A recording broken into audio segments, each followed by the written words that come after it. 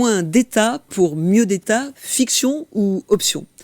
Dans la France de 2024, les constats sur l'état de l'économie sont amers. Cette chronique à peine rédigée, Bruno Le Maire publie La Voix française, une mise en accusation de l'État-providence dans ce qu'il nomme un acte de foi qui résonne un peu comme une profession de foi électorale. Mais refermons cette parenthèse pour constater que nos voisins européens auraient un contexte plus favorable s'agissant de l'inflation, du chômage, mais aussi de la dette publique ou encore des prélèvements publics obligatoires. Cependant, au-delà de statistiques figées, force est de constater qu'une résilience post-Covid s'est manifestée. Ainsi, on ne saurait faire du pays le malade et encore moins le boulet d'une Europe dont il est une des locomotives, au point que, too big to fail, l'Union européenne ne se remettrait pas d'une France lui faisant défaut. Alors pourquoi ? Pourquoi la croissance ne repart pas plus vite et plus fort ?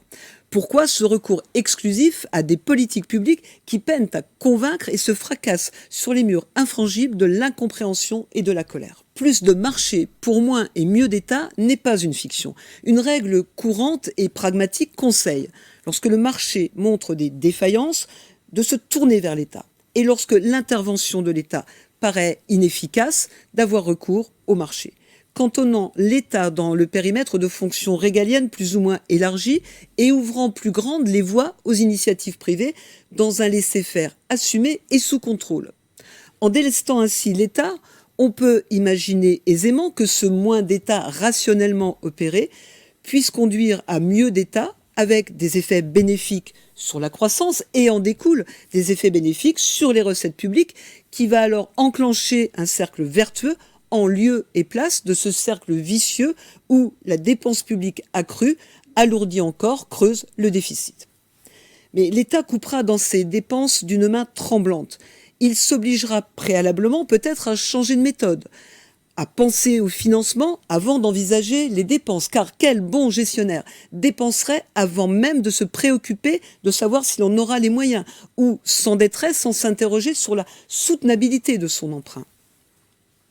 L'État devra aussi avoir le courage de dénoncer les aspects contre-productifs de certaines dépenses, à cause de ce qu'on appelle des effets d'aubaine, attestant d'un gaspillage de l'argent public, quand plus de la moitié des entreprises auraient embauché, même sans aide de la part de l'État, ou quand l'État est contraint de stopper une aide au coût exorbitant non anticipé, tel que le leasing social avec la voiture électrique à 100 €.